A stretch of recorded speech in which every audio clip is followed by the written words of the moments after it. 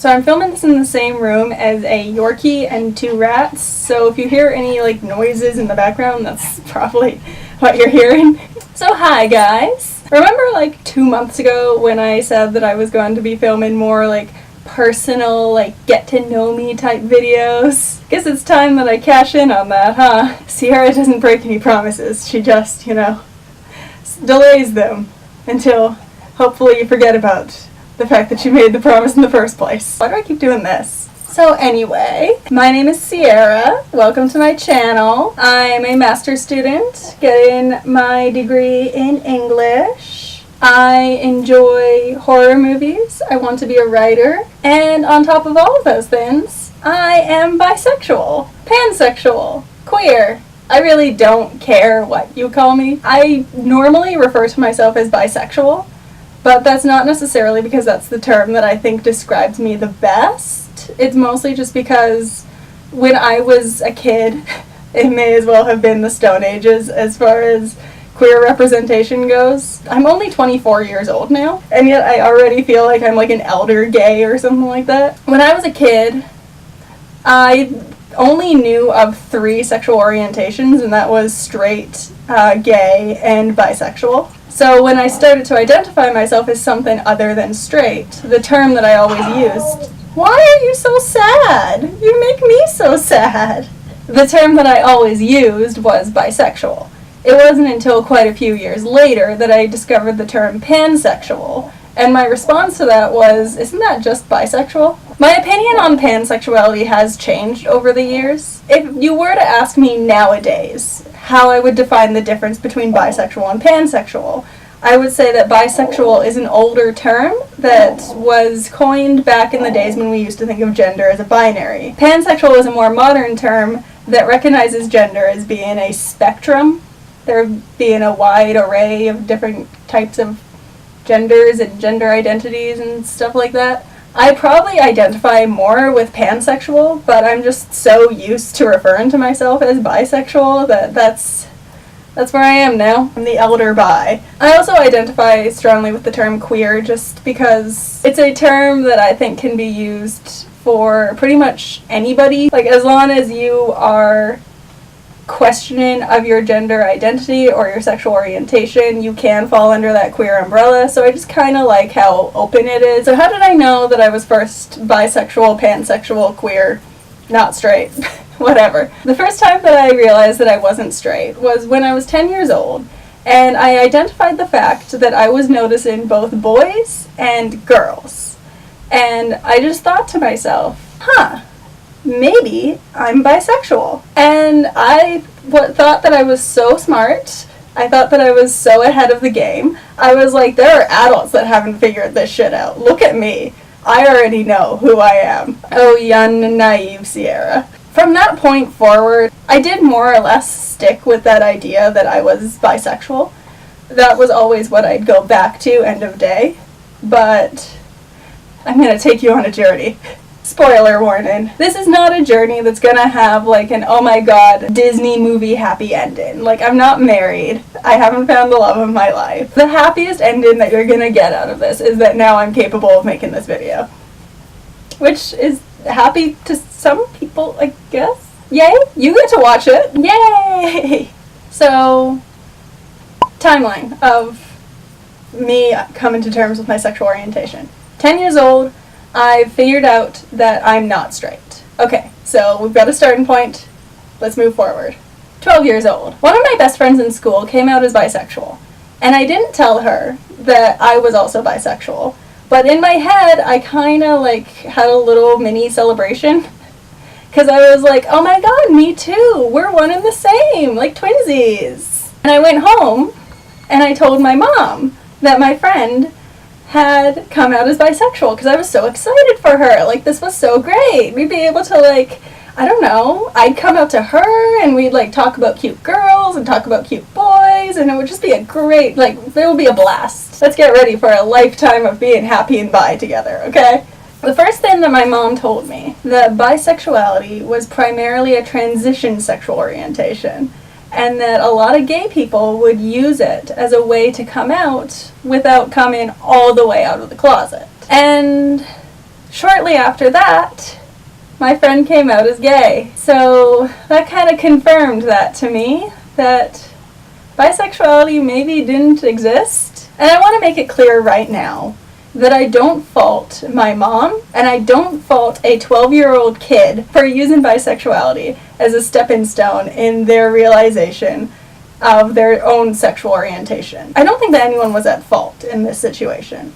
I'm just saying that this was the first time that I experienced strong doubts that I understood my sexual orientation. And things only got worse from that point forward. Katy Perry's song I Kissed a Girl came out when I was a preteen, and it was very, very, very popular and sparked a lot of conversation. I remember seeing talk shows where they talked about how preteen girls and teenage girls would kiss other girls to get boys' attention, and how bisexuality wasn't a real thing, it was just teenage girls' excuse to look hot and sexy for all of those men that they obviously wanted to fuck instead. And as much as I, again, don't fault anybody who was in this scenario, I did see a lot of girls in my class who identified as bisexual. The way that people talked about them all the time was, oh my god, they're so fake. They're so trying to get the boys' attention. What are they doing? And this was very much the attitude towards especially young bisexual girls when I was growing up. And it created an environment where I really, really, really did not feel comfortable coming out or even really thinking of myself as bisexual. And I'm not trying to say, feel bad for me or anything. I was never in a position where I needed to fear physical harm. I was never kicked out of my house for my sexual orientation. I have been in a much safer position than a lot of people have. But I do think that it's important that we talk about the differences between homophobia and biphobia, because I did not have any inclination towards homophobia, at least that I was aware of at the time. I remember thinking to myself as a teenager, why am I having such a hard time coming to terms with this? I don't have a problem with same-sex relationships. And I didn't, and I don't, and that's never been my problem. My problem has been that I grew up in a culture that told me that the way that I felt didn't exist. And so I had a very hard time accepting that the way that I felt was real. I went back and forth about my sexual orientation for several years, but this brings me to the next point in our timeline, which is when I turned 16. I developed a crush on a girl, and miracle upon miracles, she liked me back. And I was shocked. That had never happened to me before. What the fuck? But at the same time, I had the second thought at the back of my head, which was, oh fuck, now I'm gonna have to come out. I've never really been one to keep secrets. And I remember growing up with a lot of media that said, if you love someone, don't hide that relationship from people, because that's not fair to them. That implies that you're ashamed of them, that there's something wrong with them. It never occurred to me that that was a very heterocentric view of the world. I just thought that if I wanted to date this girl, and I did want to date her, then I was gonna have to come out. And I came out in the absolute worst possible way imaginable. So everything, in situations like this, everything kind of builds up in a very convenient way. And by that I mean, my friends had this great pastime at lunch at the time, which was that they would argue with the Christian kids over religion and politics. I was a weird kid, okay? Because everything had to turn out as convenient as fucking possible, my friends got into a debate about same-sex marriage, just as I was debating whether or not I should come out. And I'm listening to the Christian kids, and I'm not trying to demonize all Christians, by the way. I'm talking the super Bible kids, the kids that are intense and very conservative and very much anti, anything, basically. This was a group of kids that were united by their very specific worldview and my group of friends were the liberal drama kids, so we argued a lot. In the middle of this argument about same-sex marriage, I was being fairly quiet, just listening to everyone's perspectives. And then someone said something that pissed me off. And I responded by yelling at them, "How do you think this makes me feel? I'm bisexual." And that was the first time that I ever said it out loud to another human being. I broke down and started crying, which is very fun when you're in high school and in the cafeteria at lunch. And from that point forward, I was just of the opinion that I had to be out now. To everybody, basically. My friends knew because I had basically screamed it at them at lunch. I went home and I told my mom. My mom is wonderful. She's one of my best friends. And I don't fault her for her reaction to anything. I just think that she didn't understand what bisexuality meant very well at the time. And she has since learned a lot more. But my mom's first response to me was, "You're not a lesbian." And my response was true. Still not a lesbian. I think that she was very much of the opinion that this was kind of just a phase that I was going through, and that I'd outgrow it after I dated like one girl. I also remember her making the comment to me once. She told me that I like being weird, which has always been true. Like, look at me. I've got 2 pet rats. I'm a master's student getting my degree in English. I've always liked being weird, so maybe this was just my attempt to be weird. And when she said that, it kind of increased my doubts about whether or not the way that I felt was real. Like, I didn't know. I've only ever felt my own feelings towards the genders. I don't know what the normal way to feel towards the gender that you're not attracted to is. For the most part, my mom was very accepting and very supportive, even if it was a phase, at least in her mind. She's never been the type to tell me that I couldn't do something just because it may or may not be a phase. I mean, she let me dress emo, and that turned out to not be a phase, so... But I think the biggest problem was that I forced myself out of the closet really fast before I was ready. As much as my friends and my mom and everyone in my life was fine, I was very self-conscious, and I felt like people were judging me. I felt like people thought that I was gross and disgusting and unworthy of love or attention, basically. I thought that people thought that I was lying. I thought that people thought that I was just trying to get the attention of the boys. Which, don't get me wrong, boys are great. Well, boys are fine. I don't live my life to impress the boys. Like, that's not what I'm here for. If I was dating a girl at the time, it was because I wanted to date a girl. It had nothing to do with the boys. I think that I was very sensitive at the time, and I was hyper aware of every tiny little thing that anyone ever said to me. And again, I felt like I didn't have a right to have such a hard time with this because I wasn't full gay. I was, that biphobic comment of being half gay, not, a full person, just a half person. And because I had the option to pass as straight, I shouldn't feel as bad about this as I did. So I didn't talk to anybody about it. I didn't seek help. I didn't try to understand any of it better.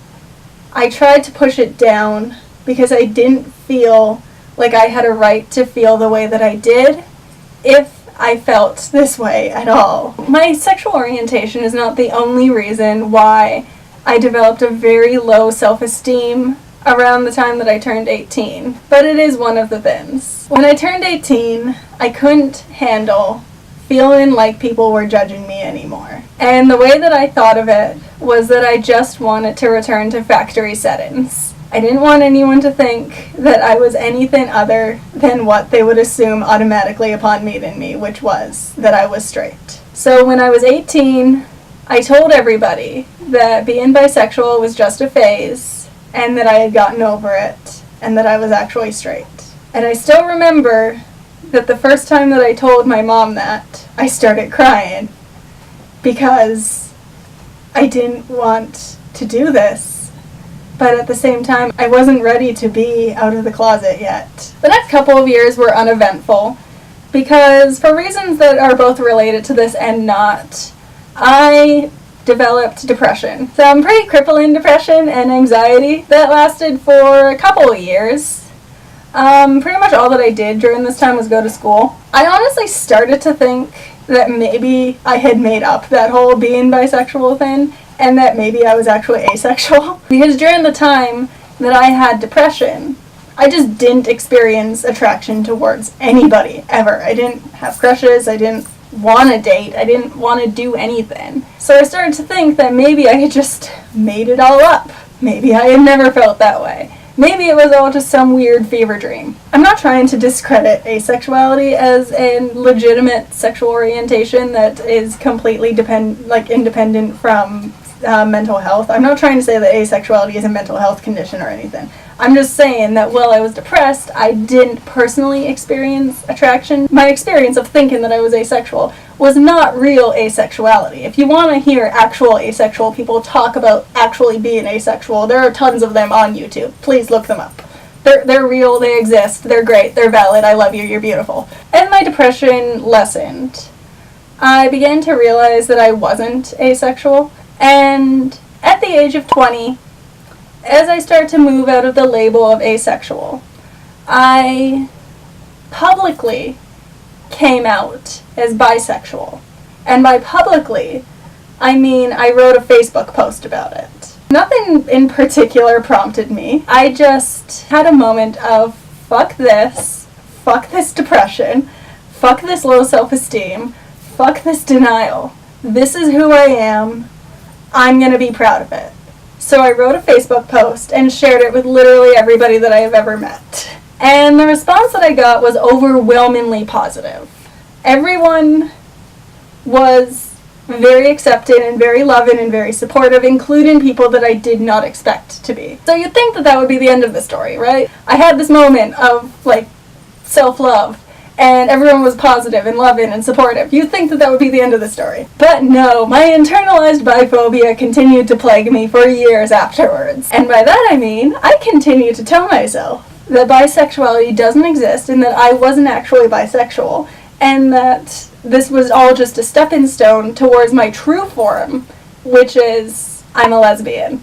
21, 22, around those years, I tried to convince myself that I was a lesbian. I didn't come out. It was just the way that I tried to think. And it was very much both an active thing and not an active thing at the same time. Because it was born from this belief that I am lying to myself about being bisexual. So obviously, I am a lesbian. So I tried to train myself to think that I was a lesbian, which wasn't that hard, because have you ever seen girls? They're great. If I ever did have moments of being attracted to boys, which I totally did in those years, I was a very bad lesbian, let's be honest, telling myself whenever I experienced attraction to boys that I had to just ignore that, and that that wasn't real, and that I didn't want to feel that way. Well, I still felt that way. That was still me. That was just shutting down part of my experience. I experience life as a bisexual woman. I am very much attracted to girls. I am very much attracted to boys. There's no good reason that I can think of to tell myself that I have to be something that I'm not. Honestly, it wasn't until fairly recently that I came to a point where I decided that denying parts of myself and insisting that I be something else to satisfy this image of what I'm expected to be, what society thinks I should be, and how people think I should feel, it's all stupid. There's no point to insisting upon myself that I match an image that isn't me. I know that I'm young. I'm still only 24 years old, which is young to some people. My sexual orientation is going to continue to evolve and change over the years. I know that. But one thing that I am absolutely certain of, and that I think that to some degree I have always been absolutely certain of, is that I am attracted to men, women, and people in between. And I guess that I just wanted to tell my story because I think that it's important for people who are still questioning this and people who are still dealing with coming to terms with their identity to see stories like this being told. It's very important to know that you aren't alone. I would have been very grateful when I was young to just see someone like me in the media, in my TV shows, in movies, in fucking music, anything. I would have been very grateful to just have someone come to me and say, "You're real, you exist. The way that you feel is real and valid." So that's what I'm trying to do here today. And if you're still questioning who you are, if you're not sure yet, if you think you might be one thing but later on you identify as another, who cares? That's great. You're questioning. You're trying to get to know yourself. And that's wonderful. When I was a kid, I remember reading something in some sort of science magazine about a test that could prove whether or not you were straight or gay. And I remember thinking, oh my God, I hope that that becomes a thing so that I can get myself tested and I can find out once and for all what I am. And since I've grown up, I've realized that there's a lot of heavy politics around tests like that. There's a lot of unnecessary homophobia surrounding that kind of research. But at the time, the only thing that I saw was, oh my God, wouldn't it be so easy to not have to figure this out myself and to have someone come up to me and tell me, this is what you are, stop stressing about it. There are probably people watching this who have felt the same way. And if you have, then just let me say, you don't have to have everything figured out. You don't have to know who you are yet. You might never know who you are completely. And that's fine. End of day, I just want everybody to know, regardless of sexual orientation, regardless of gender identity, I just want everyone to know that you are valid and the way that you feel is real and that you are loved. And if you are having problems, mental health wise, self-esteem wise, anything along those lines, then speak to someone who you feel safe speaking to, even if it's just looking stuff up online, because that actually helped me a lot, was going online and finding communities of bisexual people, pansexual people, queer people, whatever. People who were the same as me and were functioning adults and had love lives and got married, lived life. It was strangely reassuring to see that that existed because I didn't know if I could have any of that. At this point, I'm basically just saying the same thing over and over again, so I'm just going to sign off now. I hope that you got something out of it. I think I did. I guess I could just say thank you for watching, and make sure that you like, share, and subscribe. Beaker, do you want to come over here? Do you want to be in the video? Why are you looking at the rats? The rats aren't speaking to you, honey. It's me. I'm speaking to you. Yeah. Oh my God. He's not gonna come.